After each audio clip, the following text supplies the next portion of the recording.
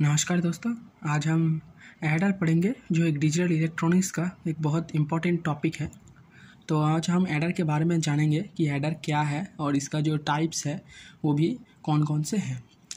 तो एडर एक combinational circuit है जहाँ पर ये एडिशन करता है, यानी 2 बिट हो गया, 2 बिट हो गया या फिर 3 बिट हो गया, ये कुछ भी हो 3 बिट, तो इसका क्या करता है, ऐड करता है। 2 या 3 जो एडिशन बिट्स होते हैं उनका वो एडिशन करता है। तो यहाँ पर 2 एडर होता है। पहला है हाफ एडर और दूसरा है फुल एडर। तो ये दोनों टाइप के एडर आपको मिल जाएंगे डिजिटल इलेक्ट्रॉनिक्स में, जिसके बारे में हम आगे पढ़ेंगे कि क्या है हाफ एडर। तो पहले हम आते हैं कि हाफ एडर क्या होता है। हाफ एडर एक लॉजिकल सर्किट है जहाँ पर ये 2 बिट्स को ऐड करता है, 2 बिट्स को ऐड करता है।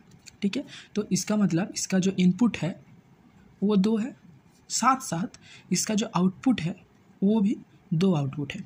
इनपुट में सपोज आप इसको 2 इनपुट ए और बी, ये दोनों इनपुट है, और जब आप एडिशन करते हैं तो आपका दोनों आउटपुट आता है। एक है सम और दूसरा है कैरी। जो हाथ में आपका रहेगा उसको हम कैरी बोलेंगे, तो एक है कैरी और दूसरा है सम। अभी हम एडर का ट्रूथ टेबल देखेंगे। 0 1 0 1 हो गया, तो सम में क्या होता है, जब 0 और 0 आप ऐड करेंगे तो सम भी 0 होगा और कैरी में भी 0 ही आएगा।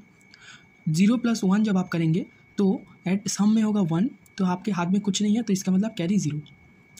1 और 0 जब आप ऐड करेंगे तो फिर से सम में 1 ही होगा, लेकिन कैरी में आपका 0 ही आएगा।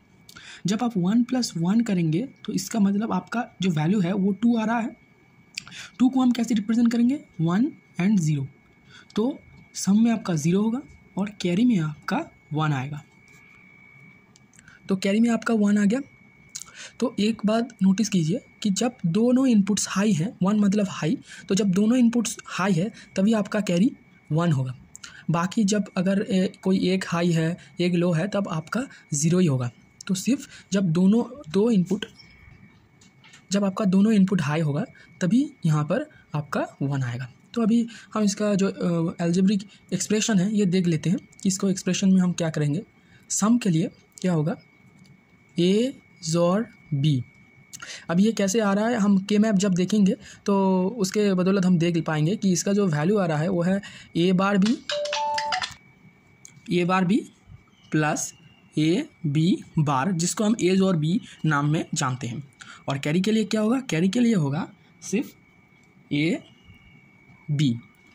ठीक है, ऐसा हम देख चुके हैं कि सम इक्वल टू ए और B and carry equal to A B. तो अभी हम इसका जो डायग्राम है ये थोड़ा देख लेते हैं कि कैसे सर्किट डायग्राम होता है। तो पहले हम एक XOR गेट लेंगे। ये है एक XOR गेट, इसका एक ही आउटपुट बाहर आएगा और दोनों इनपुट यहाँ से अंदर जा रहा है। एक है ए और ये बी। तो आप देख रहे हैं कि ये एक्सप्रेशन फुलफिल यहाँ पर हो रहा है, तो इसका मतलब ये सम है। और दूसरा है ए बी, जो इसके लिए हमको एक AND गेट की ज़रूरत है।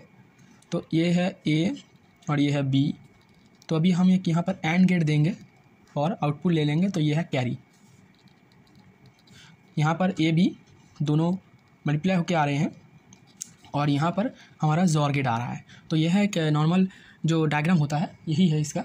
अभी हम इसको NAND गेट से भी बना सकते हैं, NAND गेट से भी हम हाफ एडर बना सकते हैं, और बाकी के जो AND और NOT गेट के साथ भी हम इसको बना सकते हैं। तो ये रहा कि यहाँ पर 2 इनपुट्स हैं, 2 इनपुट।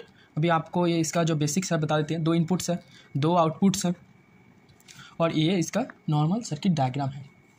और एक्सप्रेशन, ये दोनों एक्सप्रेशन है, कैरी के लिए ए बी और सम के लिए ए और बी।